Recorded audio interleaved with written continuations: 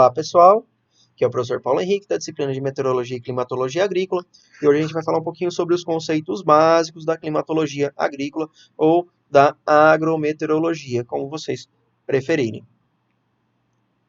A climatologia agrícola estuda os fenômenos climáticos ligados à produção animal e vegetal e tenta estimar esses fenômenos para evitar perdas críticas na produção.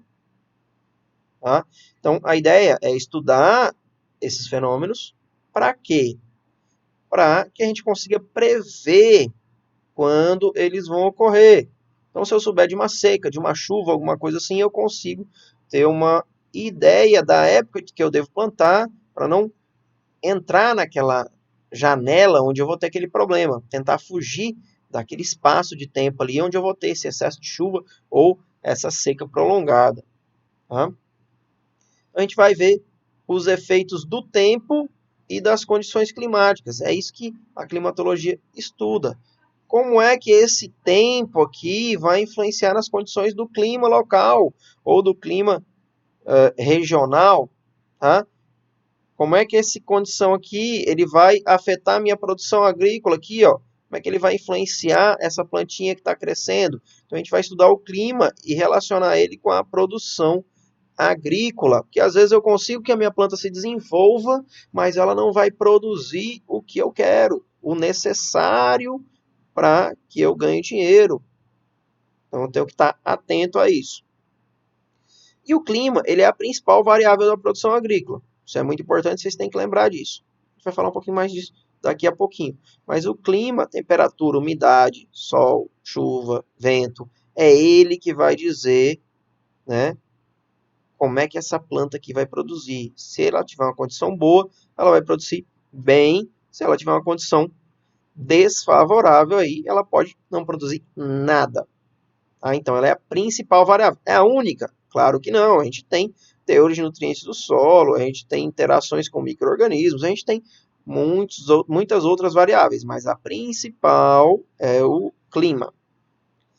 E a ideia principal, vamos dizer assim, da climatologia é evitar perdas críticas. A gente até falou disso um pouquinho mais cedo aqui, ó. Tá? Então, evitar perdas críticas na produção. Como assim, pessoal? Estão vendo esse milho aqui, gente? Ó? Ele cresceu, se desenvolveu de maneira adequada, mas chegou na época aqui, um pouquinho antes do pendoamento, provavelmente, cortou a chuva e não choveu mais de jeito nenhum, deu uma temperatura muito alta. O que aconteceu? Eu perdi toda a minha produção. Se eu quisesse evitar esse tipo de perda crítica na produção, o que eu poderia fazer aqui? Bom, se eu tivesse uma previsão, se eu tivesse uma estimativa que esse fenômeno ia acontecer, eu poderia ter plantado um pouquinho antes. Se eu plantar um pouquinho antes, o que vai acontecer? Eu poderia ter chego aqui com percas muito pequenas, ou dependendo, talvez até nenhuma perca. Eu ia colher esse milho muito bem. Tá? Então, a ideia de estudar esses fenômenos climáticos é para que a gente consiga prever, para que vocês consigam ter as previsões climáticas que a gente vê todo dia no jornal, né? Aparece lá, hoje vai chover, hoje vai fazer sol, mínima, máxima. Então são previsões, são porque a gente estuda esses fenômenos e tenta fazer uma estimativa, fazer uma previsão. Algumas práticas agrícolas, na verdade quase todas as práticas, né? Como preparo de solo, semeadura, adubação, irrigação, pulverizações, a própria colheita ou algumas outras que vocês vão fazer aí, dependem de condições de tempo e de umidade do solo. Que tipo de condições? Condições específicas. Cada uma tem a sua condição. Vamos dar um exemplo para vocês entenderem melhor. Imagine o plantio aqui, ó. Eu posso fazer o plantio em qualquer momento do ano? Poder, eu até posso, mas a minha planta vai nascer? Não. Quando é que ela vai nascer? Quando tem umidade no solo, não é? Então, normalmente eu faço o plantio quando eu tenho uma condição boa de umidade no solo ou quando eu tenho previsões de que vai chover naquela época. Tá? Por quê? Eu vou efetuar o plantio, colocar minha semente no solo, vai chover, vai ter umidade, ou ele já vai estar úmido, ela vai nascer, vai continuar úmido, porque vai continuar chovendo, vai se desenvolver de maneira adequada e eu vou conseguir ter uma boa produção, né? Uma boa produtividade agrícola. Mas vamos pensar agora na colheita. Eu quero chuva na colheita? Não. Principalmente aqui, ó, no caso do algodão, poucas chuvas aqui, depois que o algodão está pronto, podem estragar a pluma. Se eu colher esse algodão úmido, vai dar certo? Eu consigo colher? Não, gente. Se eu colher esse algodão úmido na hora de fazer o fardo, ele vai esquentar demais, pode apodrecer, pode até pegar fogo. Então, é um problema muito grande. Tem que estar sempre solzão aqui, ó, seco, tem que estar bem seco para mim colher. E o mesmo vale para as outras culturas. Se chover demais na colheita, em culturas de grãos, elas podem querer germinar dentro da vagem, da espiga, e podem apodrecer às vezes. Então, essa condição climática é totalmente diferente dessa condição climática aqui. Então, para cada prática agrícola que eu vou fazer, eu dependo de condições específicas. 80% da variabilidade da produção agrícola no mundo se deve à variabilidade das condições meteorológicas durante o ciclo daquela cultura, do cultivo. O que isso quer dizer? Que o pessoal da pesquisa, esses caras aqui, ó, dos livros aqui, fizeram um estudo e conseguiram dizer que 80% da variação da produção agrícola se deve à variação das condições meteorológicas. Então, quando eu mudo o clima, eu mudo a minha produção.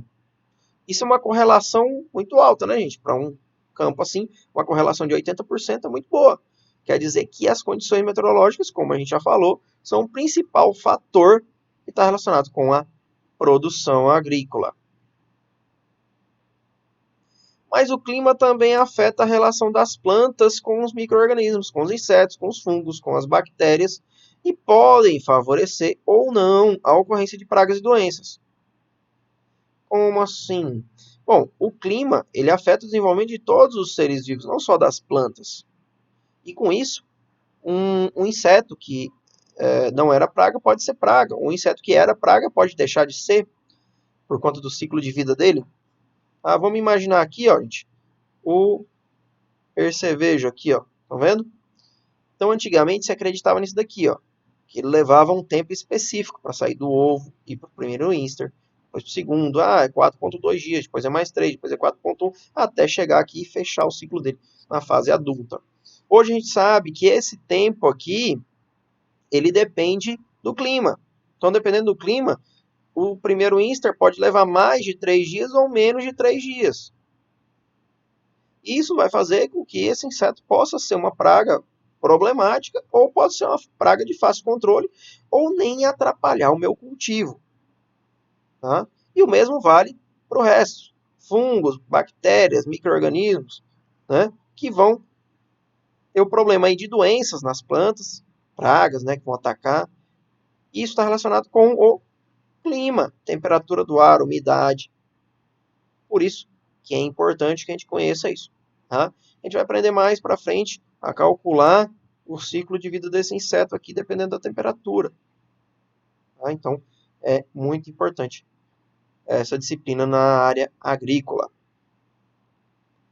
E quais são as principais variáveis meteorológicas que afetam o crescimento, desenvolvimento e a produtividade das culturas? Bom, radiação solar, estão vendo aqui, ó, a gente tem o nosso espectro eletromagnético, onde a gente tem ultravioleta, né?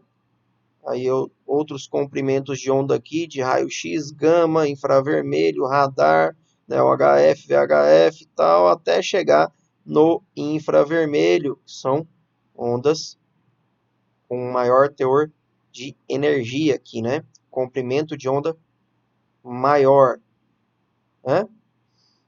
Então a luz visível está aqui, gente, ó. Estão vendo? Essa aqui é a parte da luz visível, aí está aumentado aqui, né? Certo? A gente tem aqui a luz visível, certo? Então, aqui por isso está aqui ultravioleta, infravermelho, raio-x. Temperatura do ar é outra variável meteorológica que afeta o crescimento, desenvolvimento e produtividade das culturas. Então a gente tem, vamos dar o exemplo da água aí, né?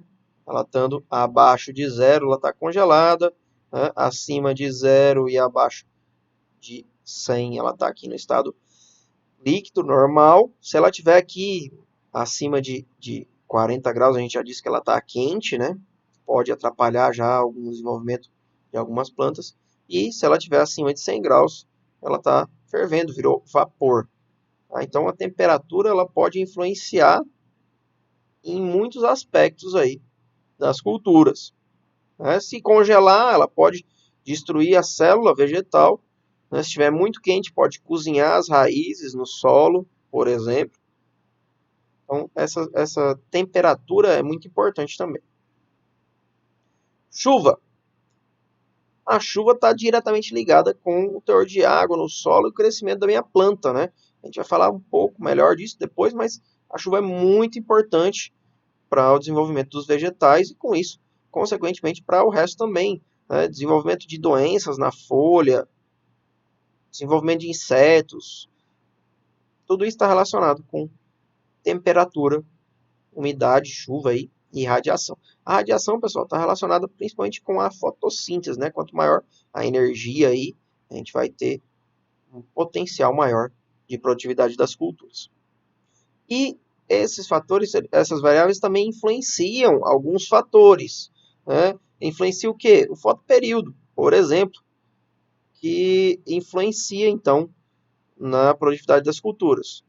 Não são as principais, mas eles também fazem parte. O fotoperíodo, que é a quantidade de luz que essa planta está exposta por dia, né, que varia de acordo com a nossa latitude aí. Então, algumas latitudes eu tenho menos horas de sol em um determinado momento e mais horas de sol em outro determinado momento.